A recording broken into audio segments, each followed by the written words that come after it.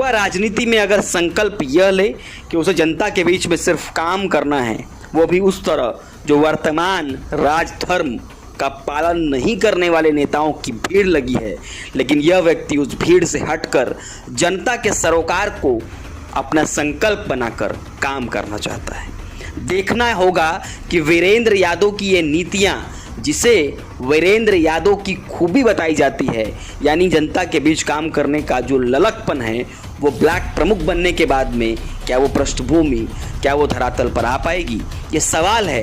इन्हीं सारे सवालों के साथ हम बात करते हैं एक युवा जनप्रतिनिधि से, जिसने अपनी युवा राजनीति, छात्र राजनीति से शुरू की थी और यहाँ तक का सफर तय किया। आइए इस खास मुलाकात में देखते हैं वीरेंद्र यादव क्या कुछ बताते हैं अपने राजनीतिक जीवन के बारे में। नमस्कार, मेरा नाम शशांक, आप देख रहे हैं आप तक। आज हम आए हैं सोहा ब्लॉक के आगाज जो प्रत्याशी हैं उनके साथ बैठकर हम कुछ चर्चा करने वाले हैं बेबाक राय में, जो बताएंगे कि किस तरीके से उन्होंने राजनीतिक सफर की शुरुआत करी, किस तरीके से सामाजिक सफर की शुरुआत करी और किस तरीके से उन्होंने जीवन को उस नज़रिए से देखा है कि वो समाज और क्षेत्र के लिए, जनता के लिए किस प्रकार से अपना योगदान दे सकते हैं। सर जी, पहले अपना सब परिचय। मेरा नाम बीतेंद्र प्रताप सिंह यादव है, यहीं गढ़ी करमली का रहने वाला हूँ और समाजवादी पार्टी से ब्लॉक प्रमुखी का चुनाव लड़ रहा हूँ। टिकट भी हमारा घोषित हो चुका है। ओके सर, मैं जानना चाहता हूँ और सभी को बताना भी चाहेंगे कि किस तरीके से राजनीतिक ही सफर में आपने शुरुआत करी, जैसे कि शैक्षणिक योग्यता कुछ आपकी बेहतर हुई होगी। देखिए, राजनीतिक शुरुआत हमारा परिवार शुरू से राजनीतिक घराना रहा है। ताऊ जी हमारे यहाँ जब से प्रधानी व्यवस्था चल रही है तब से प्रधान रहे हैं। इस समय हमारे ताऊ जी के लड़के, चचेरे बड़े भाई, वो प्रधान हैं। और रही छात्र जीवन की बात, तो कक्षा 6 से ही मैं लखनऊ चला गया था। लखनऊ में हमने शिक्षा ग्रहण की। ग्रेजुएशन हमने केकेसी से किया। केकेसी में जब हम लोग पढ़ रहे थे तभी से हम लोग छात्र राजनीति में काफ़ी एक्टिव रहे। छात्र संघ का चुनाव भी मैं वहाँ से वाइस प्रेसिडेंट का लड़ा, इत्तेफाक से हार गया था। दोबारा फिर लड़ने का मौका नहीं मिला। उसके बाद से हम लोग निरंतर गांव में आना जाना बना रहा। पारिवारिक परिवेश राजनैतिक रहा। माननीय पूर्व विधायक जी हैं हमारे उदयराज जी, उनकी कार्यशैली को देखते हुए हम लोग उनसे बहुत प्रभावित हुए। फिर उनके साथ पिताजी भी लगे रहते थे, पिताजी लोग भी आते जाते थे राजनीति में, उन्हीं के समर्थन करते थे। और 1995 में 92 में समाजवादी पार्टी का गठन हुआ था। 1995 में हमारे पिताजी श्री ब्रजभूषण सिंह जी यहाँ से अध्यक्ष हुआ करते थे। तो पूरा परिवार एक तरीके से कहे तो राजनीतिक घराना पहले से रहा है, तो जाहिर सी बात है कि जैसे आपने बताया कि राजनीतिक बैकग्राउंड आपका पहले से रहा है, ठीक है। तो छात्र राजनीति आपने शुरू करी। छात्र जैसे आपने कहा कि दोबारा लड़ने का मौका नहीं मिला, लेकिन वहाँ यहाँ तक की जर्नी में, ठीक है, पहले कुछ आपने और भी ट्राई किए होंगे, कुछ और प्रयास किए होंगे। नहीं, ये मेरा पहला चुनाव है। मतलब ये लंबा समय, ये लंबा समय, अब ये कह सकते हैं कि मैं समाजवादी पार्टी में प्रदेश सचिव रहा। उसके बाद जब समाजवादी पार्टी से माननीय शिवपाल सिंह यादव जी अलग हुए, हम उनके साथ चले गए क्योंकि उनसे कुछ व्यक्तिगत ज़्यादा लगाव था। उनकी पार्टी में भी मैं प्रमुख महासचिव रहा। उसके बाद इधर जब चुनाव लड़ने का, ये प्रमुखी लड़ने का आया, तो हमारे जो भी यहाँ के सीनियर लोग थे या जो भी हमारे साथी थे, सब ने कहा कि समाजवादी पार्टी से चुनाव लड़ा जाए, और हमारा ऐसा कुछ नहीं रहा। फिर हमने समाजवादी पार्टी की सदस्यता ग्रहण की, टिकट मांगा।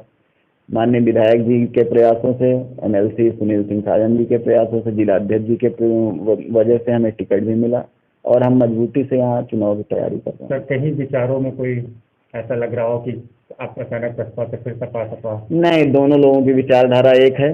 दोनों लोग मनवादी विचारधारा का विरोध करते हैं और दोनों ही लोग भारतीय जनता पार्टी का विरोध करते हैं, उनकी विचारधारा, उनकी कार्यशैली से विरोध करते हैं। और हमको लगता है दोनों ही लोग एक ही पार्टी में पहले वो भी रहे। राष्ट्रीय अध्यक्ष जो शिवपाल सिंह यादव जी भी हैं प्रसपा के, वो भी आज की डेट में भी समाजवादी पार्टी से विधायक हैं। तो विचारधारा तो लगभग एक है।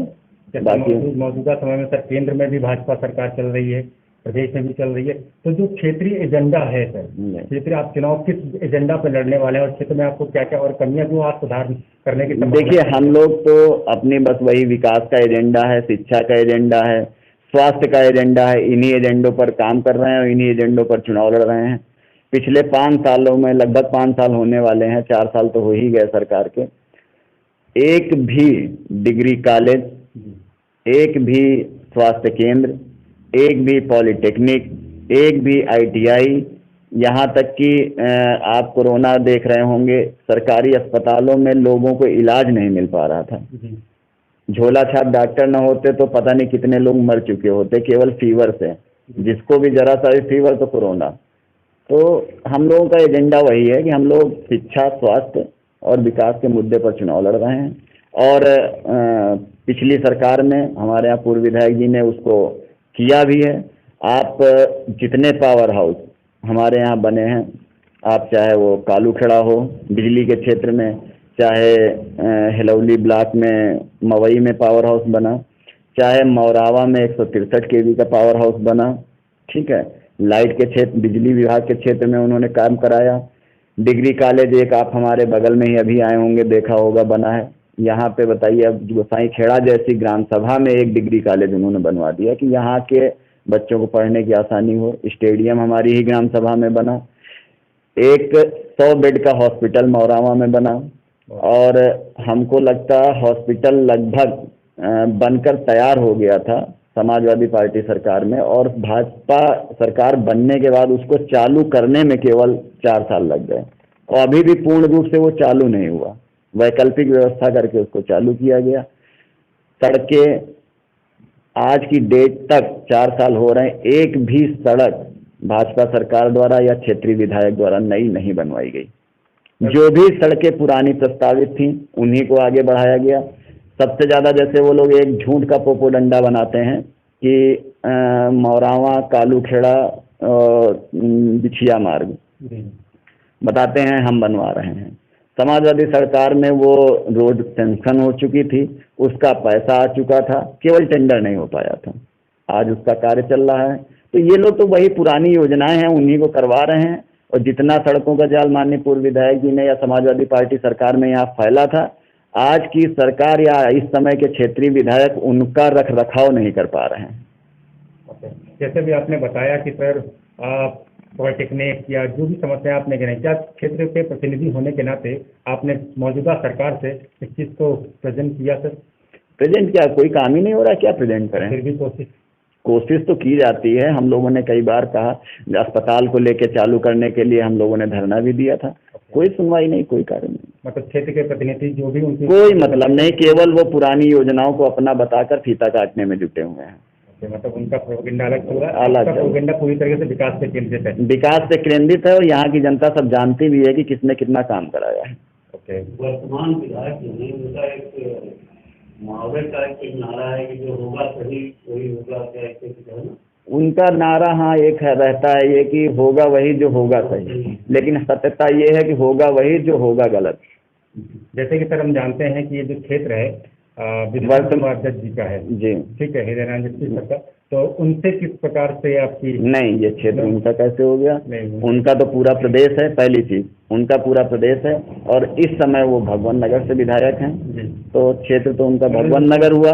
पहले वो यहाँ से जरूर विधायक रहे, तो तब हम लोग बहुत छोटे छोटे थे, हमको लगता 25 साल हो चुके हैं, तो उस विषय में हम ज़्यादा जानकारी नहीं है, ना ज़्यादा बता सकते हैं। प्रभावी व्यक्ति का क्षेत्र रहा है सर, ठीक है, पिछले कार्यकाल और उन्होंने किस तरीके से? नहीं, फिर मैं कह रहा हूँ उनका या तो आप पूरा प्रदेश का ही है, उनका क्षेत्र है, या तो भगवान नगर विधानसभा उनका क्षेत्र है, ये क्षेत्र उनका नहीं है। जन्मभूमि उन्होंने अपनी, हाँ जन्मभूमि है। किस तरीके से विकास की योजनाओं को और प्रभावी, जैसे आपने कहा कि क्षेत्र के प्रतिनिधि बिल्कुल ध्यान नहीं दे रहे हैं मौजूदा सरकार के, तो जैसे कि प्रदेश अध्यक्ष वो विधानसभा अध्यक्ष रहे हैं इस समय मौजूदा, ठीक है, और उनको भी उनकी जन्मभूमि क्षेत्र है, तो उन्होंने किस तरीके से और भी हो सकता है कुछ प्रयास किए हों, उन प्रयास में से आप खुश हैं या ना खुश हैं? ऐसा कुछ नहीं है, जो भी प्रयास, जो थोड़ा बहुत काम हुआ है वो उन्होंने भले करवाए हों, बाकी हमारे यहाँ जो क्षेत्रीय जनप्रतिनिधि हैं उनके द्वारा कुछ नहीं कराया गया। हम आए थे आज मौजूदा चुनाव लड़ रहे ब्लॉक प्रमुख सर के साथ, तो उन्होंने जिस तरीके से बताया कि किस तरीके से वो विकास की दौड़ में मौजूदा सरकार के खिलाफ लड़ने के प्रयास कर रहे हैं और किस तरीके से जनता के लिए विकास की बात करने की कोशिश कर रहे हैं। सर हम पूरी हमारी शुभकामनाएं आपके साथ हैं, आपका टीम अब हमारे साथ पूरी आपके साथ है। Sir thank you so much.